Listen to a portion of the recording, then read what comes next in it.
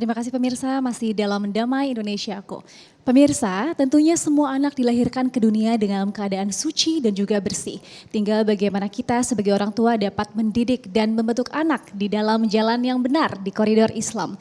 Nah, di segmen kali ini kita akan mendengarkan tausiah yang akan disampaikan oleh Ustazah Aini Aryani dengan mengangkat tema kewajiban dan cara mendidik anak dalam Islam. Silakan Ustazah. Bismillahirrahmanirrahim. Assalamualaikum warahmatullahi wabarakatuh.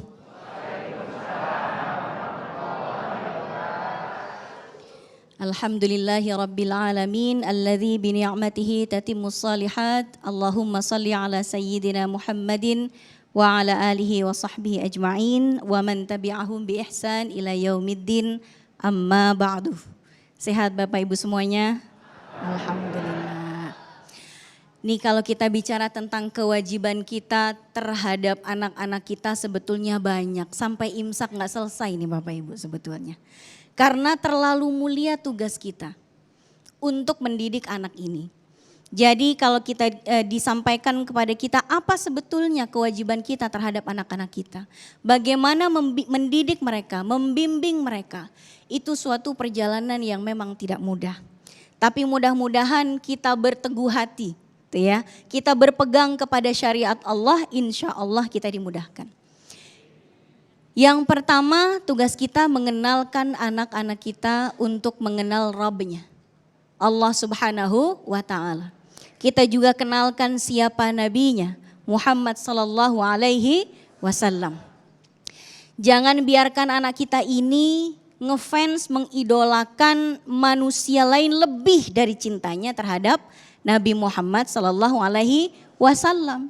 Sehingga yang akan dia teladani itu adalah nabinya. Bukan sosok yang lain yang tidak lebih baik tentunya dari nabi kita. Kemudian yang kedua, kita diharuskan mengenalkan anak kita untuk menjalankan syariat. Dimulai sejak kecil, apalagi kalau sudah masuk masa-masa mumayyiz. Udah usia 6 tahun, 7 tahun kita kenalkan, kita lakukan pembiasaan biar anak kita nanti melakukan sholat itu udah kayak bukan beban jamaah sekalian. Kalau kita ditanya anak kita ini udah mandiri apa belum? Kadang kalau misalnya anak kita udah kuliah ke luar negeri, udah bisa cari duit sendiri, kita bilang anak saya udah mandiri, tunggu dulu.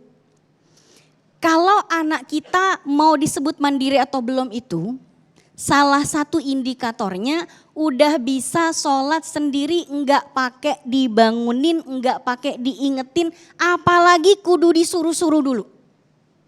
Nih kalau anak kita Bu umur 6 tahun, 7 tahun, subuh udah bangun sendiri, uduk sendiri, sholat, Masya Allah, itu namanya anak mandiri. Tapi kalau udah kuliah harus diguyur dulu pakai air segayung baru mau bangun, ini belum mandiri. Kenapa kita harus tekankan anak kita harus mampu melaksanakan sholat tanpa harus nungguin dibangunin? Karena kita tidak selamanya akan membersamai mereka. Kita nyiapin anak kita ini Bu biar bisa kita tinggalin. Karena kita pasti akan meninggalkan mereka. Entah meninggalkan maksudnya meninggalkan kita meninggal duluan. Atau mungkin kita berpisah tempat dengan mereka. Gak mungkin Ibu 5 kali dalam sehari Ibu nelponin anaknya buat sholat, gak mungkin. Jadi kita siapkan anak kita nanti, siapa tahu mungkin kita usianya akan lebih dulu untuk meninggalkan mereka. Nanti di dunia mereka bisa enggak menjalankan syariat tanpa harus kita ingatkan. Kapan Bu kita mengingatkan atau kita ngajarin anak kita untuk sholat dari mereka umur berapa? Menjelang 7 tahun. Muru auladakum bis salati wahum abna'u sab'i sinin. Perintahkan anak kalian sholat umur 7 tahun. Jadi umur 7 tuh udah diperintah, bukan baru diajarin. Jadi umur 7 tuh dia disuruh, nak udah maghrib, nak udah zuhur, nak udah asar, udah tinggal disuruh. Nah kalau anak kita di umur 7 tahun udah bisa disuruh, berarti dia udah bisa ngerjainnya. Berarti dari umur 6 tahun, 5 tahun udah mulai kita ajarin. Kalaupun anak kita belum apal bacaan-bacaannya, setidaknya bisa nyontohin gerakannya, pembiasaannya. Tuh ya. Nah gimana cara kita untuk nyuruh anak kita sholat? Yang pertama tentu dari teladan dulu Bu kita. Nah misal ibu nih udah azan maghrib, Ibu masih nyetel drama Korea. Terus bilang sama anak kita, "Nak, udah maghrib, sholat." Ibunya masih nonton drama Korea. Anaknya mau sholat gak? Kalaupun mau, bukan karena ikhlas, tapi karena takut diomelin. Itu pun sambil menggerutu, "Allah, mama masih nonton TV aja nyuruh-nyuruh," gitu kan? Iya. Makanya kita wudhu dulu, kita siap-siap dulu, kita udah pakai mukena, udah rapi. Kalau anak kita laki, ayo sana ke masjid. Kalau yang perempuan misalnya enggak ke masjid, ayo sini sholat sama mama. Gitu. Itu yang disebut dengan apa? Lisanul hali afsah min lisanil maqal. Bahwa contoh keteladanan, praktek langsung itu lebih efektif Bu, daripada nyuruh-nyuruh pakai mulutnya doang. Nih ibunya dari pagi udah mantengin TikTok. Siang udah Facebook. Kapannya lagi apa lagi. Abis itu anaknya baru pegang HP, ibu bilang HP mulu gitu. Padahal ibunya nonstop dari pagi sampai malam. Kira-kira anak mau gak dengerin ibu yang bilang jangan main HP mulu?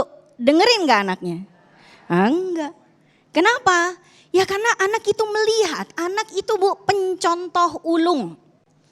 Ya, jadi cara mereka melihat, memandang, mengcapture itu lebih kuat dibanding mereka mendengar. Apalagi kalau ibu-ibu merintahnya panjang kalimatnya kayak gerbong kereta api. Udah ngomel panjang gitu ya. Nyuruh anaknya satu perkara tapi ngomelnya Masya Allah panjangnya. Dijamin Bu, yang masuk di kuping anak cuma 3 kata pertama. Di awal ibu udah bilang, "Nak, kan udah mama bilangin." Itu doang yang didengar. Kan udah mama bilangin sholat dong. Sholatnya udah gak kedengeran tuh Bu. Cuman 3 pertama kata-katanya. Ibu ya, kan udah mama bilangin. Itu doang, sisanya udah gak keinget lagi. Masya Allah. Nah ini keteladanan. Kemudian yang ketiga, rajin-rajin Bu kita doain anak kita. Doanya ibu, doa ayahnya itu kalau kita berdoa untuk anak kita insya Allah tidak akan terhijab. Langsung mengguncang arsy, istilahnya seperti itu. Maka banyakin kita doain. Apa Bu contoh yang diajarkan pada kita untuk kita doakan pada anak-anak kita? Allahumma hfaz auladana wa la tadurrahum wa wafiqhum fi ta'atik warzuqna birrahum. Yang pertama tadi, Allahumma hfaz auladana. Ya Allah jaga anak saya. Ya Allah jaga anak saya, lindungin anak saya. Kalau misalnya anak saya berada di lingkungan yang buruk, jangan mudahkan dia untuk terpengaruh. Kalau anak saya nonton yang enggak, karena misalnya pengaruh teman-temannya, jangan sampai dia itu terpengaruh. Wala tadurrahum, jangan sampai anak saya berada dalam bahaya. Maka kalau misalnya anak kita mau berangkat sekolah, anak kita mau berangkat kerja, anak kita mau berangkat kuliah Bu, kita titipin pada Allah.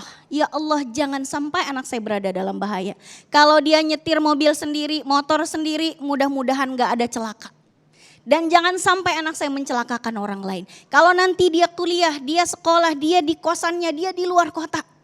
Jangan sampai dia menjadi korban pembulian, korban pembegalan dan lain sebagainya. Kita titipkan pada Allah. Kenapa?